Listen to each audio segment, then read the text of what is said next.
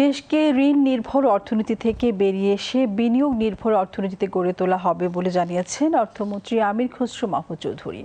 তিনি আজ দুপুরে সচিবালয়ে প্রধানমন্ত্রীর সঙ্গে বৈঠক শেষে সাংবাদিকদের সঙ্গে আলাপকালে একথা জানান।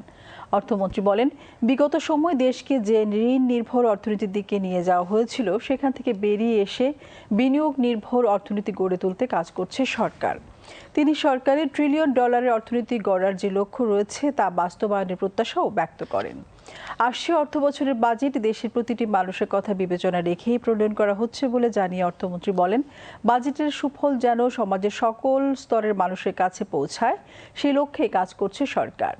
একই সঙ্গে সরকারের $1 ট্রিলিয়ন অর্থনীতি গড়ার যে লক্ষ্য রয়েছে তা বাস্তবায়নের প্রত্যাশাও ব্যক্ত করেন তিনি।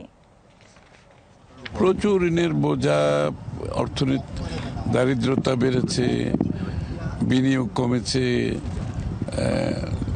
সব দিক থেকে অর্থনীতির অবস্থা খুবই খারাপ। তো তারপরেও এই অবস্থার মধ্যে আমরা এসেছি, দায়িত্ব নিয়েছি সব।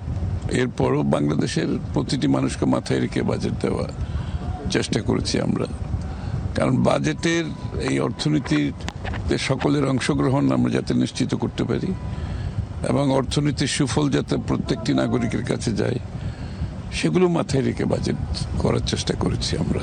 বাংলাদেশের অর্থনীতি হবে বিনিয়োগ ভিত্তিক অর্থনীতি। টাকা ছাপিয়ে এই ব্যাংক থেকে ঋণ নিয়ে যে অবস্থায় দেশকে ঋণাত্মক একটা অবস্থায় নিয়ে গেছে এবং আমাদের যে ঋণের অবস্থা, আমাদের এই ঋণের সুদের বাবদ বাজেটের একটা বিরাট অংশ চলে যায়। তো সেখানেও আমরা চেষ্টা করছি আমাদের বাংলাদেশকে যে ঋণ নির্ভর ঋণ ডেটের মধ্যে একটা ট্র্যাপের মধ্যে চলে যাচ্ছিলাম, সেখান থেকে আগামী দিনে ফিরে আসার জন্য যে পাবলিক ফাইন্যান্স ম্যানেজমেন্ট দরকার আমরা সেভাবেই করার চেষ্টা করছি, যাতে করে ক্রমান্বয়ে ঋণ উপর নির্ভর কম করে বিনিয়োগের উপর বেশি নির্ভর করতে হবে আমাদেরকে।